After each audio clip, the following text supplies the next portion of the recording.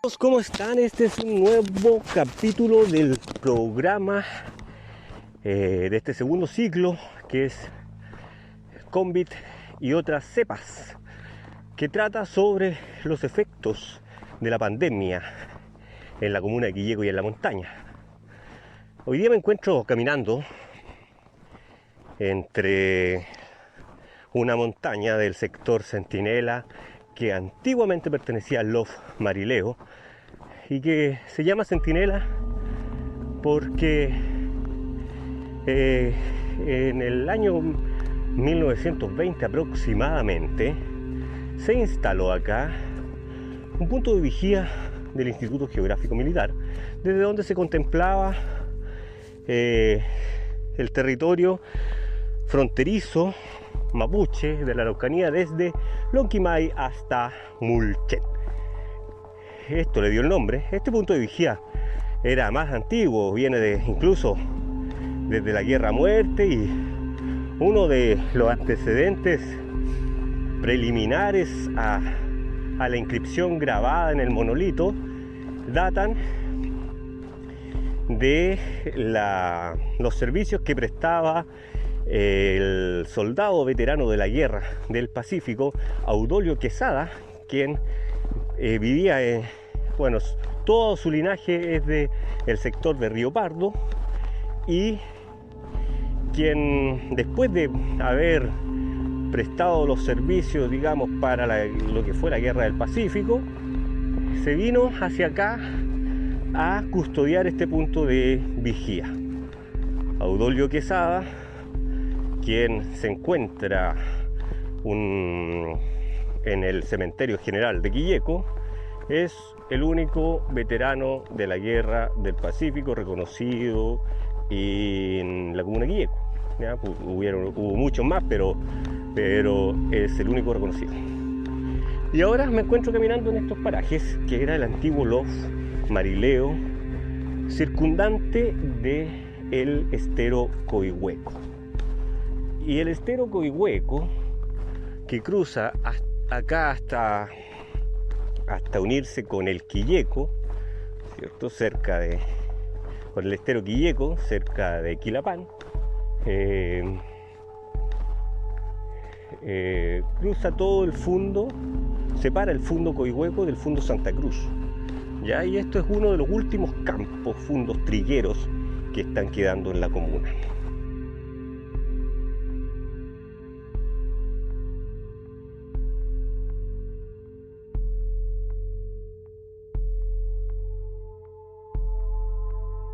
La introducción a este relato del programa de podcast entre COVID y otras cepas de sobrevivencia, que narra las situaciones de catástrofe que suceden acá en la montaña de la comuna de Quilleco, en la parte subandina de la región del Biobío, al otro lado del norte neuquino. Y conversábamos acerca de lo que es el sector de Centinela, que además fue el sector de Marileo, pero junto al podcast anterior, en donde hablamos del sector de Mortandad, cómo nace a partir de las acciones de venganza y principalmente con la historia de Mesqui y cómo fue asesinado parte de su ejército, determinando el término de la revolución de 1655 a 1657, me parece. No tengo el dato ahora, no lo estoy revisando, solamente estaba recordando los antecedentes de Goyeneche. Y a partir de este relato se plantea un ordenamiento subandino, preincaico probablemente, anterior a la hacienda Las Canteras, que determinaba territorios transversales desde el oriente hacia el poniente a través de la cuenca de los ríos. Y ahí me detengo porque en este primer momento, o sea, en el momento anterior, donde hablamos de Mesqui y Alejo, estamos hablando del borde sur, de la ladera sur del Laja con el Rucúe, y después toda esta intromisión del Rucúe hasta su origen en la Sierra Velluda, donde confluye con otras comunidades como Ñipán y Cañicura, el valle de Cañicura que es de norte a sur, pero Ñipán que ocupaba desde el Coreo hasta la cordillera y que Muy después, en 1800 aproximadamente, finales de 1700, parte de la ribera del Coreo comienza a ser ocupada por migrantes vascos y de otros países que venían a prestar servicio a la hacienda cantera, pero después de eso se iban a vivir a las orillas de la hacienda. Esto determinó la aparición de los labradores y los parceleros o los minifundistas que dieron paso al surgimiento del poblado quilleco en la vuelta, digamos, del río desde el oriente hacia el sur, justo en esa curva. Y Ñipán, que vivió en esa zona durante... Ñipán estamos tratándolo como si fuera un ulmen, digamos, una especie de sistema territorial más grande que una Yinrehue, y que es dominado por un lonco o cacique, digamos, que tiene características de señor feudal, por decirlo así, ¿ya? Estamos hablando de una sociedad distinta a la sociedad mapuche de guerra, que conocimos con la llegada de los españoles, y muy probablemente tenía que ver con sociedades complejas del Tihuantinsuyo, herederas de esta estructura imperial, pero que fueron o que llegaron a estos territorios producto de migraciones, de exclusiones. Era como la tierra de nadie, este sistema de frontera o de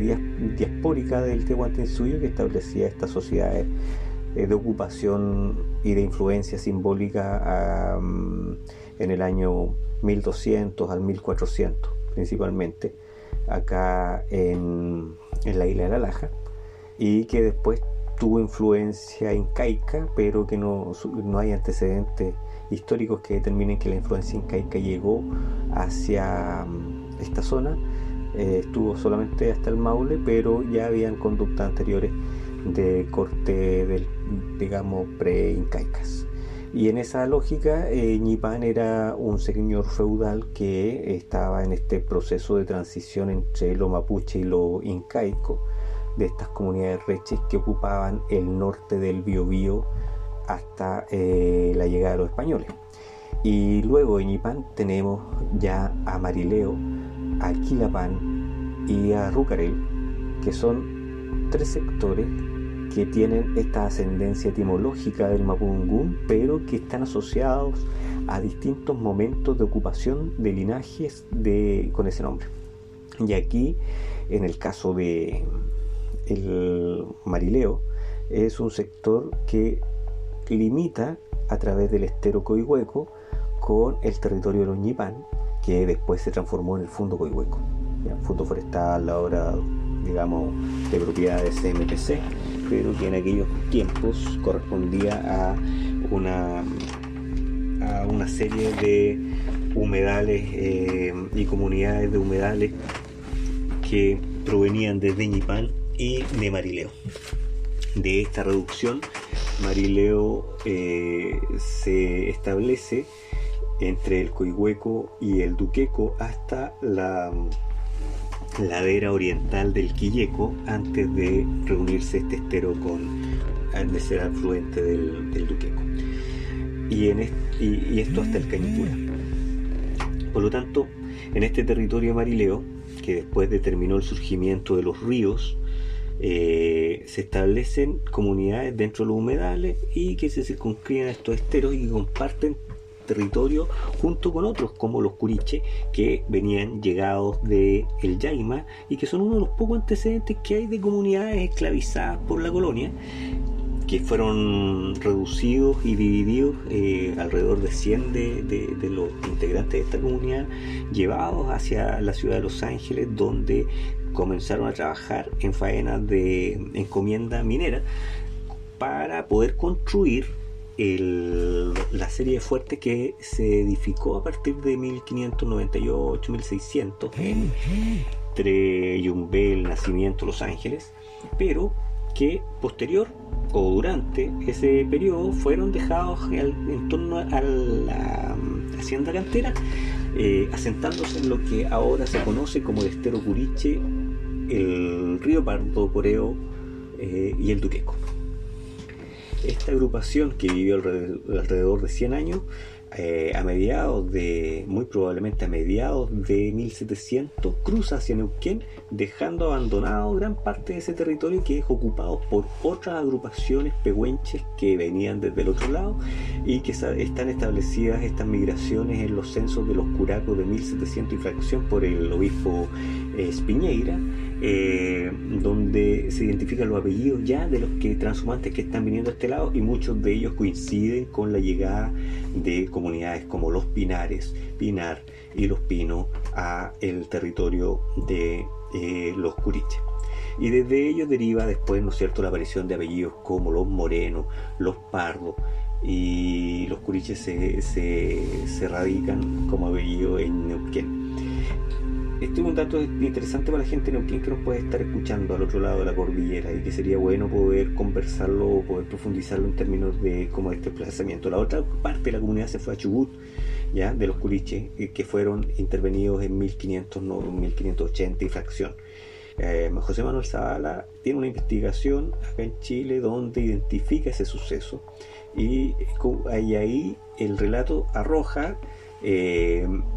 la triangulación geográfica del territorio que ocupan, arroja también la aparición de esta comunidad acá en Quilleco. Posterior a su ida, estos terrenos son ocupados por migrantes que se asientan en territorios abandonados, entre ellos los hermanos Descar, quienes, ¿no es cierto?, colaboraron con el rey de la Araucanía en el 1850 para ingresar pertrechos militares a través de los corredores subandinos de San Lorenzo hacia el interior, hacia Copahue. Estos hermanos Descar, que tenían un molino San Miguel en Los Ángeles, además de algunos negocios, vivían y provenían desde Quilleco, y en esa oportunidad parte del fundo Ñipán de los llanos de Coihueco hasta el fundo Curiche era ocupado por estos hermanos, y en ese territorio está ahora un rectángulo gigante que es el fundo Quilapán, un minifundo que muy probablemente fue ocupado por el héroe mapuche, el último gran defensor del ingreso de Chile a la Araucanía entre 1850 y 1880, y quien dentro de sus batallas resalta mucho la batalla de Quechereguas en el sector de Mayeco, ya que representa un nivel de táctica militar mapuche que no está relatado en cualquier libro, y una táctica súper efectiva para atacar en ciertos contextos a los chilenos, y que terminó también en su oportunidad la victoria de Quilapán. Y este territorio de Quilapán es posterior a los Curiches, posterior también o muy contemporáneo con los Marileos, pero correspondía a tres sectores que se ubicaban dentro de las mismas fronteras del río Quilleco con otros esteros, principalmente en el caso de la particularidad de Quilapán es que se circunscribe, digamos, entre el origen donde aparece el estero Curiche, entre la línea del Curiche con caminos, ¿ya?, y cercos. Por lo tanto, marca la excepción respecto de la división territorial de las cuencas o subcuencas, como es el caso de Marileo, o el caso de Rucarel, o el caso de Ñipán, o el caso, ¿no es cierto?, de Curibilu, como la familia anterior de Alejo. De esa forma, estos territorios que estuvieron en transformación permanente producto de las migraciones y de la concepción de propiedad colectiva que tenían los habitantes del Tehuantinsuyo, después es abordado por el chileno, quien se toma estos vacíos legales para poder ocupar los territorios y avanzar en la creación de la sociedad quillecana como la conocemos hoy en día. Espero que haya sido de su agrado este podcast, y llegamos hasta acá porque como son 2 grabaciones, la verdad que requiere que esto sea más corto, por eso lo hicimos también en 2 momentos. Que estén muy bien, nos vemos en otra ocasión.